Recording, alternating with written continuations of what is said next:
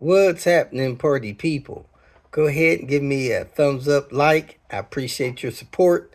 Yesterday, I just did not have time to get my video done. Besides being exhausted, trying to get me to pack out of her apartment and get rid of stuff we don't need, so on and so forth. But hey, it's here today. I was at Mitch's place doing some maintenance, repairs, and stuff like that on his V70. Had a good day, got a lot done, and that's what matters. So I hope you enjoyed the clips. Today, I'm going to try to finish packing up Mita's stuff so tomorrow we can clear out of her apartment, go get the U-Haul, load that up, and start our journeys. She's already recording clips for the separate channel, Robert and Mita's travel adventures. But hey, hopefully that'll be fun for some people to watch when they're bored. Other than that, tomorrow, like I said, we'll pack up. Then we got a couple people to try to help in Texas on our way to Cincinnati. Stop through Arkansas, help Ando, and then head into Cincinnati, try to get settled there, and just start life, new chapter, one day at a time. So I appreciate you watching. Thanks for your support. Have a great day. Welcome to Hanging Out with Robert. That's me. This video contains things that I encounter throughout the day. If for some reason I complete a task and you would like to see the details, you could click on the link in the description area below. This video also contains tips and tricks that I learned throughout the years. I plan on leaving this video accessible for about 30 days. After that, you can view it through my Patreon account. Thank you very much for watching. Kicking off the Tinker Day with Mitch's T5. Last thing I believe we did for this car, or I did on this car, was that door latch, which the locking mechanism wasn't working properly. He had to redo that, so he's good to go there. He fixed another one of those door latches, but he wanted the struts replaced. The struts on the front, I think, are worn out, so we're going to replace those. We're going to try to put the turbo heat shield on. We're going to try to track down a coolant leak. We're going to check compression, because he's thinking about making sure he's at stage 0 and doing a tune on it, another tune. He's running 50% E85 right now. So let's go ahead and get these struts done and see where we can go from there. Let me grab my tools. Here they are, the gold FSDs. They don't make them gold anymore, they're orange now. Everything came out easy. So we're getting ready to break out the spring tool and pull that apart. You think the spring seats are torn or not? We got new ones, so let's see in a minute. And there they are, cracked. I think the #1 killer to these things are bad struts. When those struts get bad, these things just take a quick beating and they get destroyed. I think the bump stop's good, but let's go ahead and swap in the new strut. I compressed it and it went down pretty easy the first couple times, and it just came up really slow. So you can see it's coming up, but it is very slow to come up on its own. Let's see what the new ones do.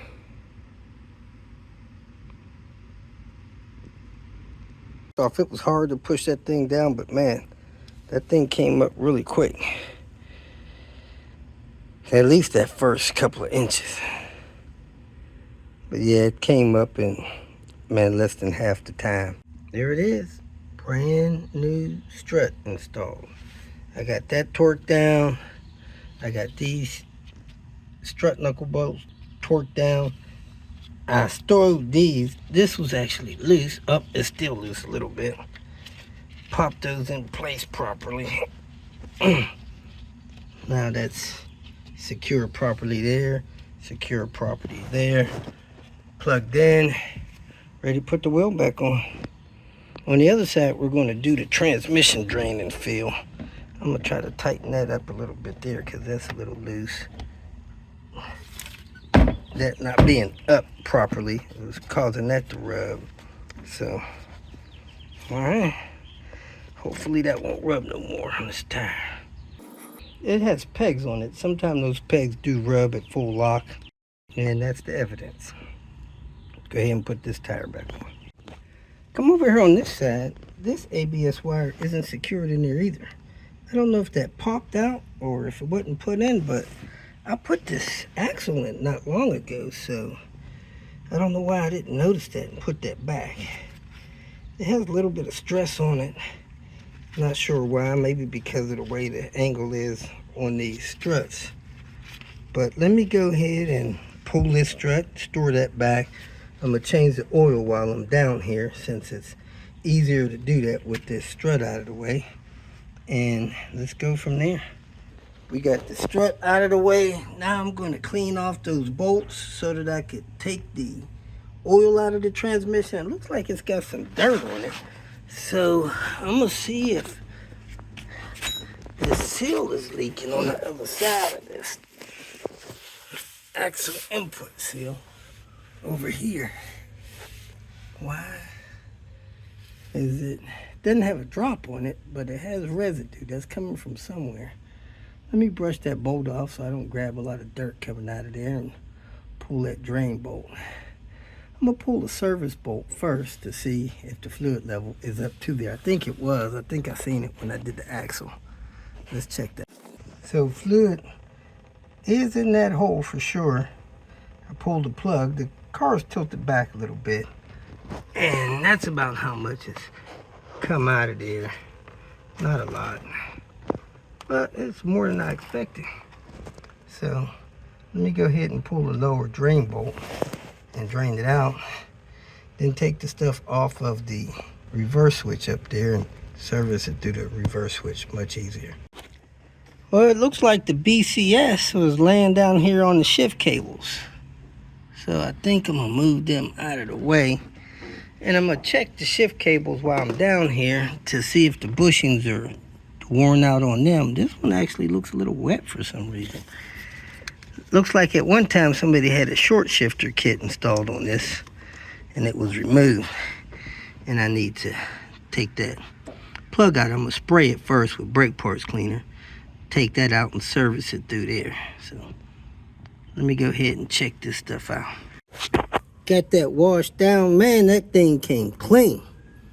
This bearing here in the shifter is either aluminum or a bearing in there, so there's no need for that to be messed with. I see a vacuum tube loose from a clip down there. I might put that in that clip. But let me go ahead and pull this switch and service this transmission through there. Takes a deep 24, I think, maybe 22. Yeah, it's a deep 22. Let me see if I can get my 22 to crack that loose and get that out of there.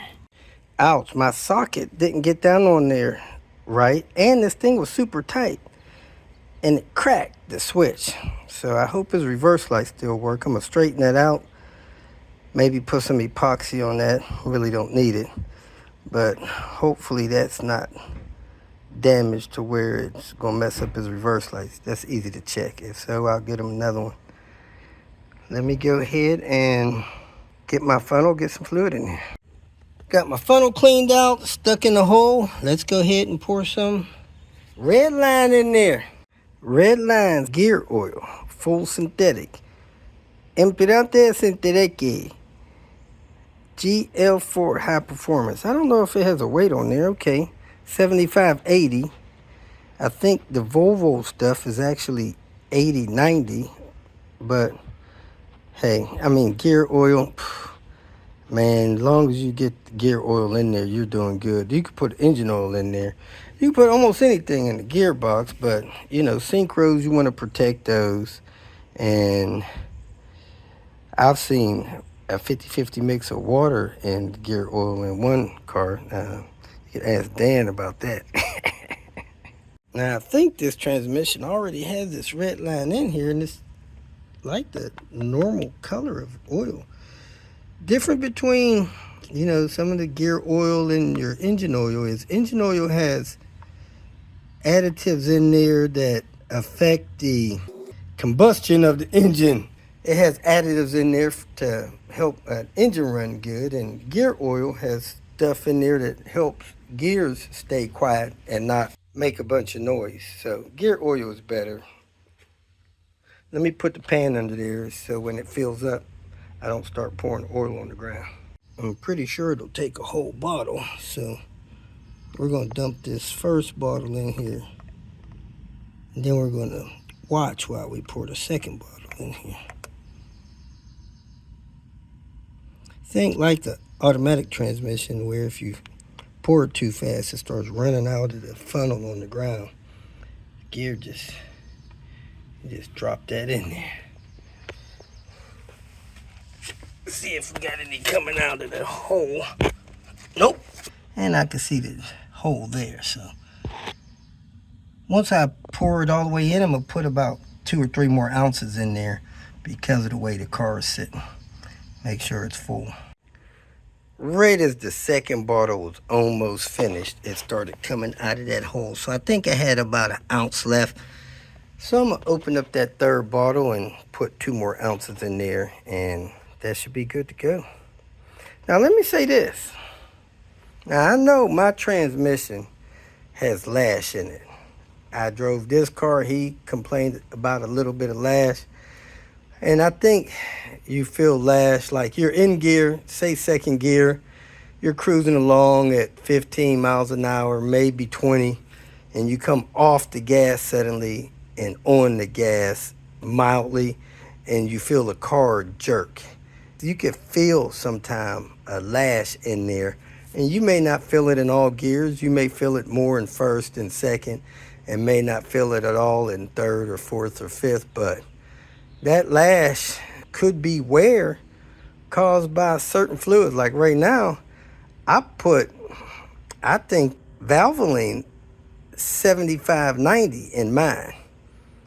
But I've seen people put just, any kind of gear oil in there or engine oil in there. And I don't know if that would cause certain wears in your transmission. Now, I didn't really pay attention to my lash until Mitch told me to check his, but I'm gonna let him drive my car when he gets back so he can see the lash in mine compared to his, and maybe running a good oil like this Redline minimizes that and helps your transmission last longer. Don't blow synchros and stuff like that. Now, when I put my manual in my car originally at 336, that transmission was supposedly had been rebuilt at the tune of $1,000. And then I just put Volvo fluid in there. I didn't put any other kind of performance fluid in there. So I've been running Volvo fluid. So I'll let him feel mine. But hey, mine shifts fine. It doesn't pop out any gear. The synchros are good. I think I'm good to go. Let me put 2 more ounces in here and button this up. Got these bolts torqued. Got that torqued. Got the ABS wire in check. New spring seat. New bellow. Got this torqued up here.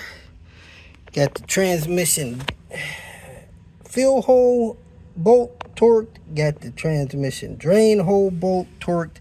Got the reverse light switch tightened up there.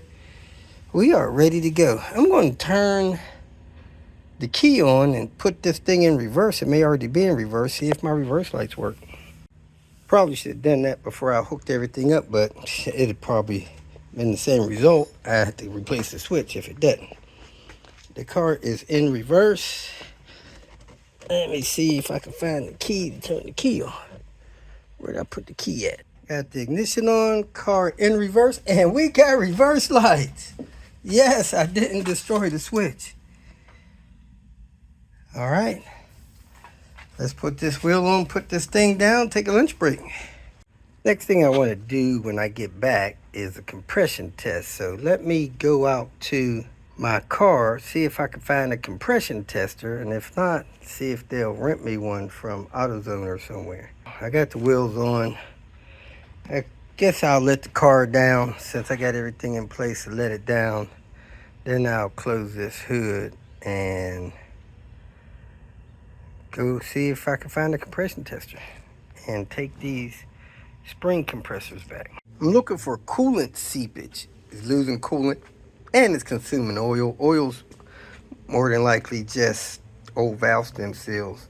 But this coolant deal, I notice he has these silicone radiator hoses, man, those things, this thing feels hard. It's really hard.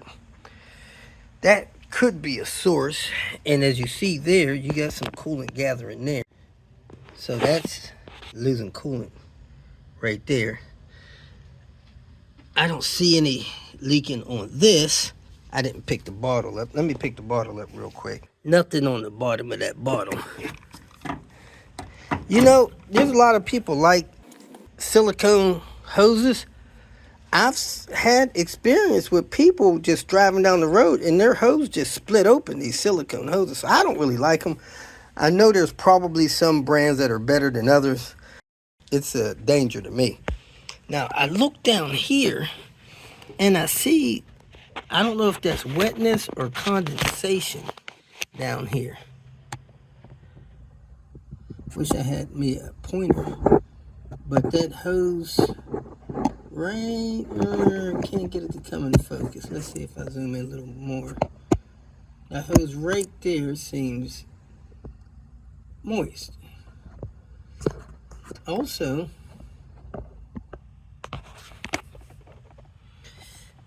you got these heater hoses are old. I don't see any moisture on them, but when I look down in between there, this lower radiator hose has coolant seepage on it too. It's also silicone.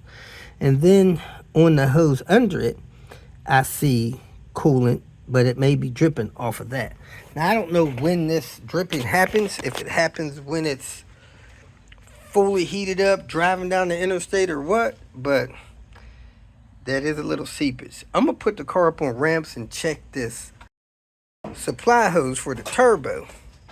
Now, this return hose looks excellent. No wear, damage, swelling, nothing. It looks like brand new. But I don't know about the... And this clamp, that's tight. It looked like it's not straight on there, but it must be straight enough to not pop off. So let's get under the car and see if we see any coolant down there. I'm going to put it on ramps.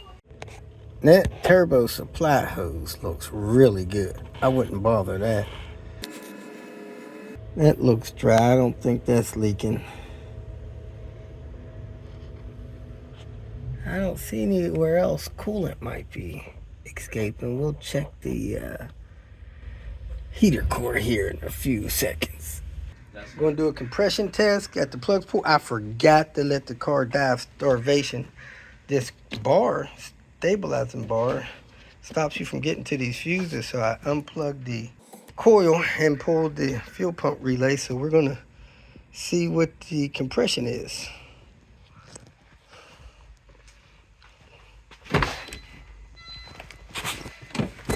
Got the parking brake set.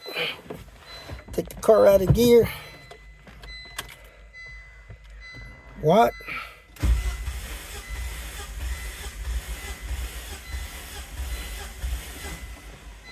All right, let's go see what we got, folks.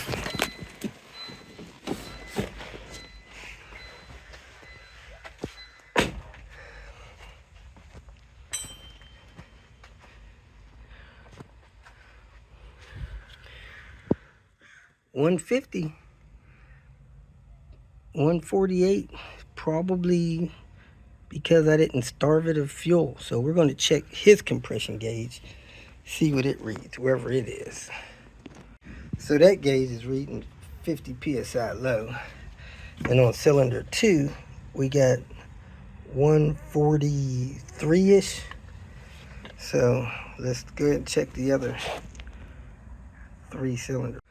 The date on that fuel pump relay was 98. That needs to be replaced ASAP. Got the spark plugs in, torqued them back down. Got the cover on. We're going to adjust the headlights after we lubricate the sunroof. So let me get my lithium grease and lubricate this sunroof. Said it's getting slow or lazy or something. Yesterday, mine actually got stuck. So I don't know what I'm going to do about mine. But I did get it closed finally. This one starting to get some rust around the seal. That may start leaking. We've got some bumps here, a couple of bumps over there. Other than that, it looks pretty good. So let's see how it opens. It's opening pretty good. Headliner needs to be replaced. Starting to fall down. But let's lubricate it to prevent it from binding up and hopefully breaking. You just lubricate the tracks there. I'm using lithium grease. Let's see if it goes any smoother.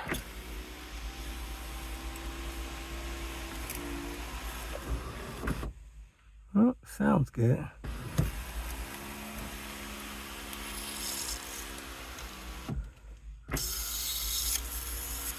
Sound a little gritty. Probably wouldn't have been a bad idea to spray it clean before lubing it. So I would try both. Spray it clean before lubing it, then lube it. Next, I'm going to see if I have a torque mount bushing. I think I seen one in the car yesterday, but I'm not 100% sure, to replace that poly. So let's go see. If so, we'll replace that. Could not find that bushing, so we are done for the day. Next time we'll do that bushing. Oh no, we got to check a headlight. The headlight's out of whack. I think this headlight popped out of its socket. So let me see if I can push that in place. Doesn't look like it has a gap up there, but feels steady. Let's turn them on. See where they're shining. Yeah, when I took the low beam case off, it's like this is pushing against the light assembly because it's got different bulbs, and it was sprung like that. And when I pulled it back, I could feel it click into place. So, all right, there it goes. It feels tighter there. But I don't know if we can get this cap on there without disturbing that, because it's a big light assembly. Then from there, I can adjust it to the proper height.